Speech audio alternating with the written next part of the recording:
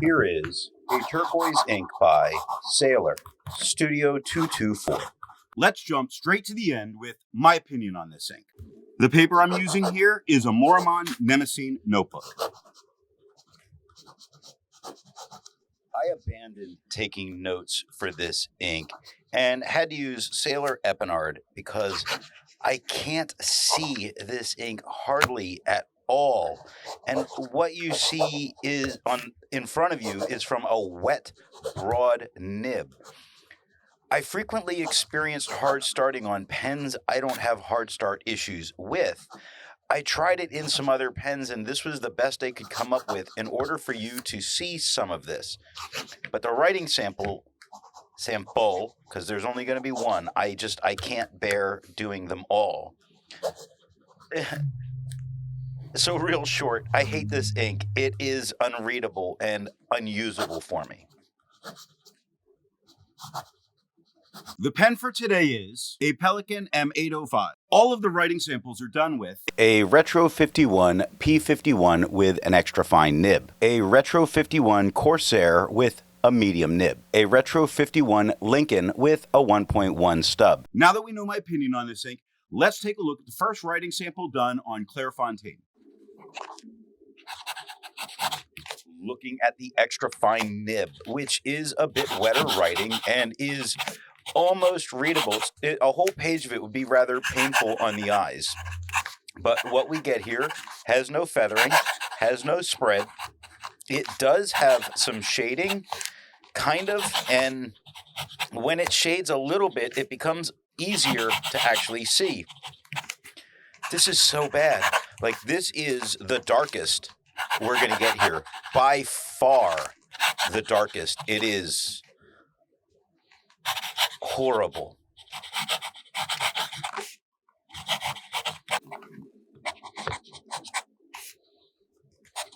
Looking at the medium nib, you're going to have to take my word for it because it probably looks like I have an empty pen.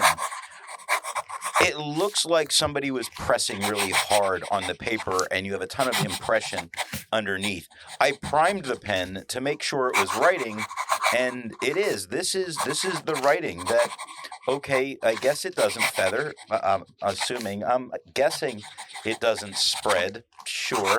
I'm guessing that it doesn't shade because I can't see this horrific ink.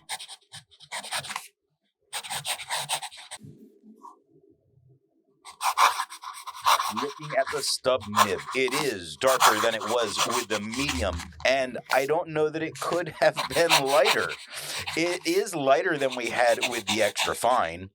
It does not feather, does not spread. We can more or less see it, and when I look up at the camera, it's really hard to see. I don't even know if you're able to see it. It shades some. When it shades and gets dark, you see a part of a letter or even a whole letter. And maybe if you're lucky, most of a word. Ugh. Yeah, just because my brain is so filled with words that I can't say to describe the feeling of using this ink for a day. It was horrible. Looking at the back of the page, shocker that there's no ghosting and no bleeding. Like most inks, this one comes in a bottle. This is how the Pilot Custom 823 fits. And here is the Pelikan M1000. Here is the ink level when you can no longer fill a Lamy Safari. There is approximately 7 milliliters of ink left. There's a lot to learn by doing multiple chromatographies. The one on the left is immediately put into water for 10 to 15 seconds. The one on the right, marked with a D, is let dry for 10 minutes before putting it into water.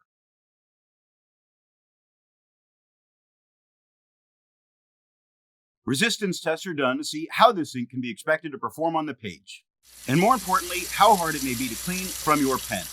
The smear is allowed to dry for 3 days before testing it. The highlighter is on the top left. Pen flush is on the top right. 1/3 bleach solution is on the bottom left.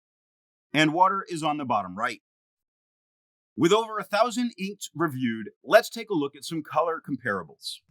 Here is Califolio Turquoise.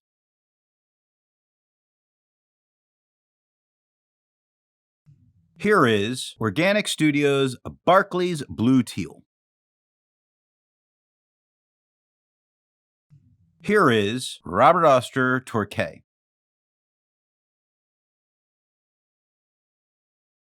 Here is Van Diemen's Devil's Kitchen.